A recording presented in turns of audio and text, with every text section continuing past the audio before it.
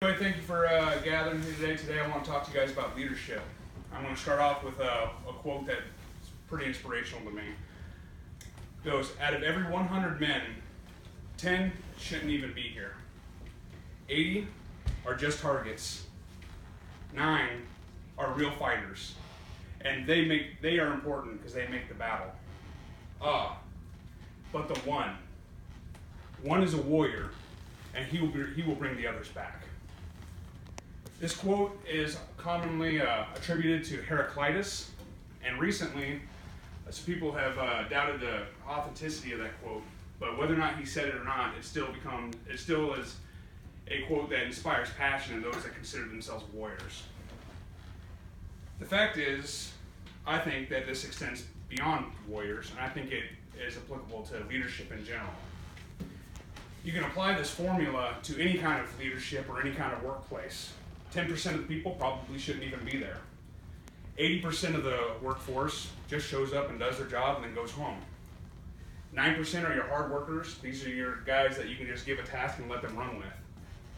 But 1%, those are the true leaders. And that's what I want to talk about today, is that 1%. True leadership, such as what we find throughout history or on movies, is something that I believe is attainable by everybody. I agree with Heraclitus and his formula on the battlefield with one exception. I think people can move back and forth through these different positions. Anybody can become a leader. Today I want to talk about leadership in 3 aspects. I want to start off by defining what leadership is. I want to talk about traits of effective leadership. And I want to finish up by talking about ways we can implement leadership in our own lives. First step of any problem is identifying what a problem is. Merriam-Webster defines leadership as a position as leader of a group, organization, or etc. It also defines leadership as the time in which a person holds a position as leader. Most people see leadership as exactly this. In fact, society supports this. Leaders get paid more, they have more responsibility. When people think of a leader, they think of a boss. I think this definition is hollow and incomplete. A manager is a position. A leader is a way of life. It's a lifestyle. A leader is a communicator. A leader is an inspirer. Dave Anderson, who is a West Point graduate and founder of Anderson Leadership Solutions, also saw that we needed to further define leadership. And Dave Anderson defines leadership as using influence to accomplish moral and honorable goals. Anderson went further to differentiate the difference between being influential and being a leader. He uses Hitler as an example, that Hitler was extremely influential. I mean, nobody can argue that. But his goals weren't honorable, so he was not a leader. Douglas MacArthur defines the leader as a true leader has confidence to stand alone, the courage to make decisions, and compassion to listen to the needs of others.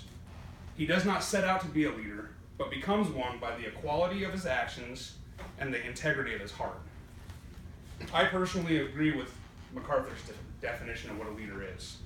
A leader is not somebody who seeks out a position, it's somebody who lives a lifestyle. Both of these definitions of leadership are great, but they're difficult to apply to everyday life. So what are some different traits that leaders portray? First one, I believe, is integrity. A leader has to have integrity.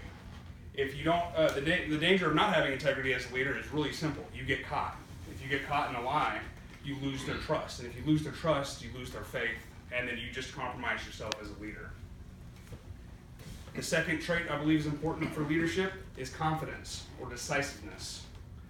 You can't expect your people to have faith in you if you don't have faith in yourself. You have to be able to stand tall on what you believe. A leader has to be decisive. General Patton said, a good plan executed today is better than a perfect plan executed next week. A leader is going to have to make decisions. That's part of what being a leader is. So a good leader stands by those decisions and moves forward. Third, a good leader needs to be optimistic and inspirational. Inspiration is what a leader does. A good leader inspires others to take on common goals and make them their own. Optimism is huge in this. An effective leader will always be looking towards the positive. Even if they're in a bad situation, he keeps his men looking forward and maintaining that forward momentum to get them out of that rut, get them on to the next thing. And then finally, a good leader is supportive and communicative.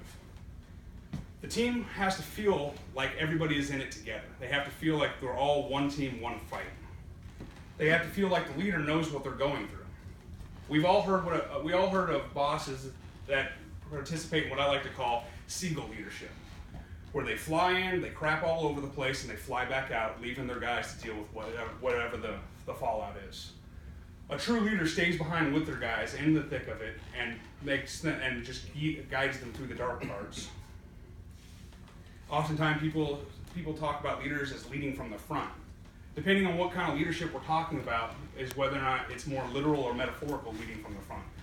But regardless, their team feels like their leader is right there in the middle of it with them. So now we know what leadership is, and we know some of the traits that a good leader has. Let's talk about ways we can work in our personal lives and become better leaders every day. Becoming a good leader begins with followership. Followership is simply being a good follower. It's the opposite of being a leader. We lead by example. So if you pay attention and you listen to those who are above you, your subordinates will listen to who you are. Conversely, if you're constantly bucking authority and refusing to take orders from those above you, your guys are never going to really respect who you are and follow who you are. Good followership demonstrates that you know what they're going through. You know what it's like to be a subordinate because you follow those above you. Next comes investment. A leader has to invest in their people. You have to find out about their home life. I'm a firm believer that if your subordinates have something going on in their home life, they have problems at home, they're not going to be dedicated, they're not going to be invested in working for you. You're never going to get a good product, a good return from these people. But if you take the time to learn what's going on in their personal life, find out about their wife, find out about their kids, they're going to come back even stronger and work harder for you. A small investment in care for your people will yield huge results in production. They don't care about what you know until they know that you care. Investment also means bettering your people. People do not ever stay the same. There is no homeostasis, there's no status quo. Your people are always going to either get better or get worse. And it's up to you as a leader to decide what they do. Are you going to invest in your people and cause them to better themselves, or are you going to leave them alone and let them decay? A leader can invest in their people in several ways. They can give them education, give them more responsibility, anything that causes them to move forward. A good leader actually works themselves out of a job. They get their subordinates to a point where they don't need to be there anymore. One of the most basic ways a person can become a better leader is by communication. Communication folds all other aspects of leadership into itself. A good leader talks to their people all the time, lets them know what's going on. This communication doesn't always have to be positive. It doesn't have to be sunshines and roses all the time. In fact, a lot of times, a good leader, if he tells his people what's going on, tells them bad news, it can create a sense of unity. Like, we're all in this together. I'm not hiding anything from you. Huge part of communication is listening. In fact, they say it's something like 80% of communication is listening. And that's something leaders today don't do enough. They don't listen to their people. A good leader will always listen to his subordinates. Find out what their needs are, what they're thinking about. What are their options? What do they think might be a good idea to fix whatever this problem is? It makes your team feel like they're part of the solution. All told, there are entire schools that are dedicated to teaching the art of leadership. People who teach these things are a lot smarter than I am, and have looked at this stuff a lot longer than I have. But I think just looking at these three basic things will give a firm foundation for bettering ourselves as leaders. By defining leadership, pointing out traits of effective leadership, and deciding how to implement good leadership, we can better ourselves and better our team. I think whether in the battlefield or in the office, each and every one of us should strive to be that 1%, that warrior, that leader that can bring our people home. Thank you. Well done.